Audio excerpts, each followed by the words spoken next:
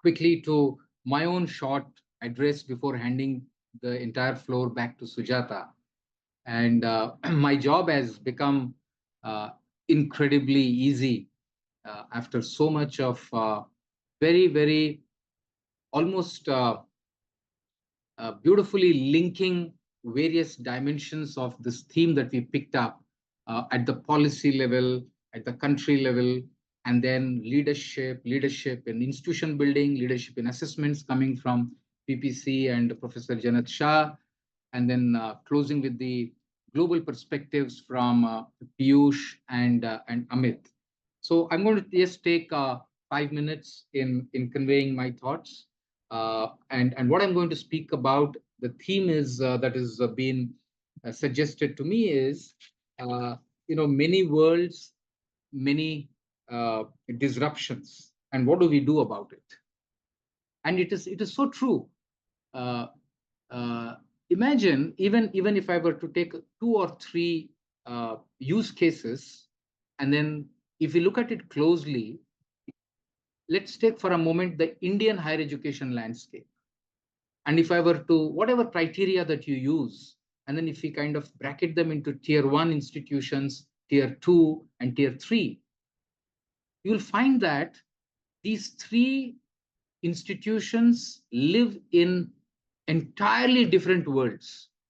The challenges of one, they sound like a joke to another. They think that, are you talking about higher education of India?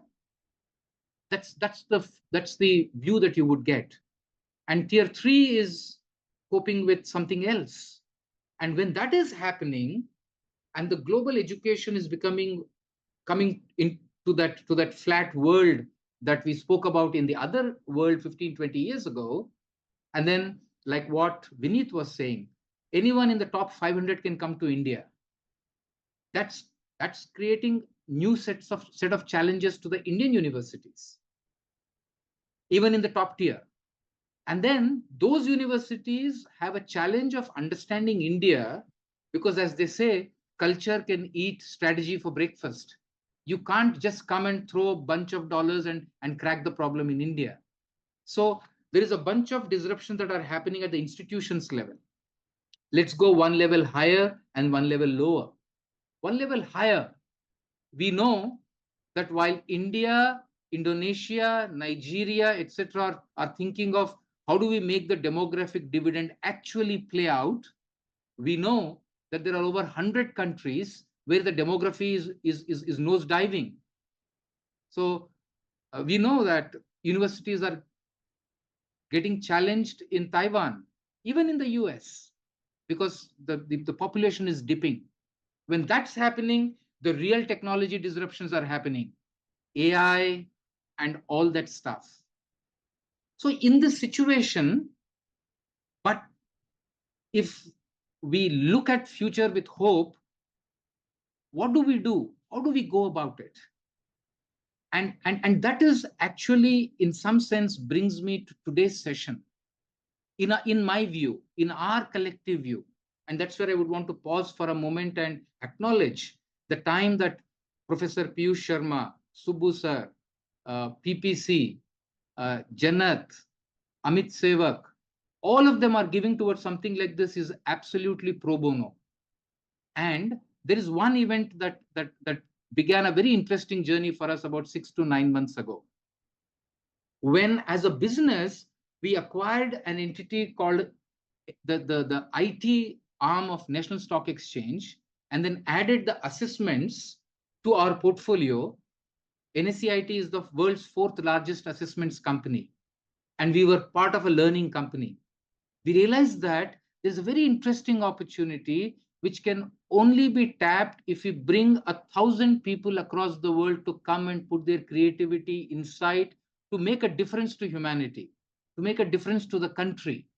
And that's what took the shape of My Sathi Foundation, which were put together as a not-for-profit entity, brought in tall leaders, thought leaders, technology leaders, assessment leaders. So as I speak, over 100 people in 9 different countries and 4 continents are helping us think this into a very massive higher education transformation machinery.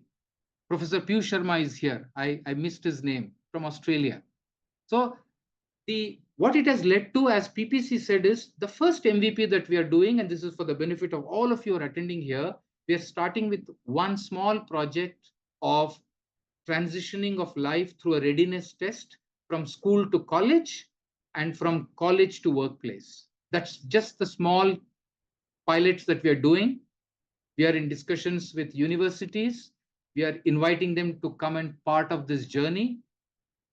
We are talking to the schools to prepare children, teachers, education leaders, that if the world is going to be more readiness focused, diagnostic focused, make the journey joyful and not stressed. So how do we prepare them in school? And when they come into colleges, we have already My Sati Foundation with the 4C tests. We've just begun conversation with universities for the benefit of all of you who are attending. And about a dozen universities have come on board. We are looking to roll it out beginning December 16th of this year. But some very interesting feedback or inputs we are getting, and I've heard this to my delight even in this from this panel, that can we use the My Sati scores not just for admissions, but as diagnostics, and can we test it a couple of more times, not just at the beginning, at the end, but also in the middle, and use it to improve the students' communication skills, creativity, critical thinking. And when that is happening, to our utter delight, when we are talking to a few HR heads or CXOs, they are saying that this entire longitudinal intelligence platform that they can begin to imagine is of great value to us. And we are happy to look at it to get a view of the talent pipeline. Can I see it? The talent that I can interact with 3 years in advance, 5 years in advance. And today in our attendees, we also have a few HR heads and a couple of CEOs who are attending it at our special invitation. So that's what is very exciting. I would wrap up my 5 minutes by extending an open invitation to all the attendees, vice chancellors, chancellors, even academicians at individual level, to come and be a part of this journey. Because my view is that if there is a problem or there is a challenge that a society faces, all of us have to pick up a part of that problem and contribute our might. Just the government can't do it. Just an entrepreneur can't do it. Just an organization can't do it. Just a teacher can't do it. But together, we have a great chance of success. And that's what I believe is a possibility if you're able to look at it as a very exciting challenge for the next 20 years, which is not limited to a country, to a particular stakeholder, but for the real large flat world, from Africa to Southeast Asia, to Middle East, to North America, to the entire global South, as Jannat was mentioning. I think it's a great opportunity. I'll close my 5 minutes with that open invitation. Thank you very much again from my side.